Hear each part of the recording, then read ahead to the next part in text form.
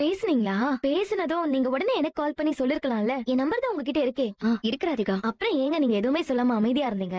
இல்ல கதர் சார் இந்த கல்யாணத்துக்கு சம்மதம்னு சொல்லியிருந்தா அப்பவே உங்களுக்கு ஃபோன் பண்ணி சொல்லிருப்பேன். ஆனா கதர் சார் ரொம்ப ஸ்ட்ரிக்ட்டா எனக்கு இந்த கல்யாணத்துல விருப்பம் இல்ல, நீங்க இந்த விஷயத்துல தலையிடாதீங்க, என்ன கல்யாண விஷயத்துல யாரும் வற்புறுத்தாதீங்கன்னு சொல்லிட்டு போயிட்டாரு. அதனால அத எப்படி உங்ககிட்ட சொல்றதுன்னு தெரியாம நான் அமைதியா இருந்துட்டேன். அவர் அப்படி சொல்லிட்டாரா? ஆமா ராதிகா. நீங்க அவரை ஃபோர்ஸ் பண்ணி சொன்னீங்களா?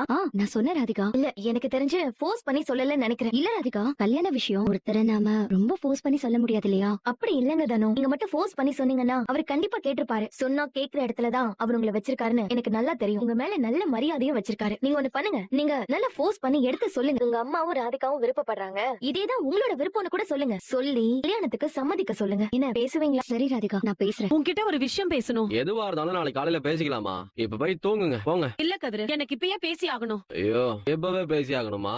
அம்மா நாளைக்கு காலையில பேசலாமா? ஏய், நீ வாய முடுறா. இப்ப உடனே பேசி ஆகணும்னா அப்படி என்ன தலை போற காரியம்? தல போற காரியம் தான். சரி, என்ன விஷயம்? இன்னைக்கு தனமாவ எதுவும் பாத்தியா? தனமாவ என்ன விஷயமா இவன் போய் பாத்திருப்பான்? சொல்லுப்பா, இன்னைக்கு தனமா போய் பாத்தியா? ஆமா பார்த்தேன். அவங்க உன்கிட்ட ஒரு விஷயம் பேசிருப்பாங்களே, ஆமா, அந்த விஷயமா தான் உன்கிட்ட பேசணும். தினமா என்கிட்ட பேசினேன்னு சொன்னவங்க நான் என்ன பதில் சொன்னேன்னு உங்ககிட்ட சொல்லலையா? எந்த சூழ்நிலையிலயும் எனக்கு ராதிகாவை கல்யாணம் பண்றதுல துளி கூட விருப்பம்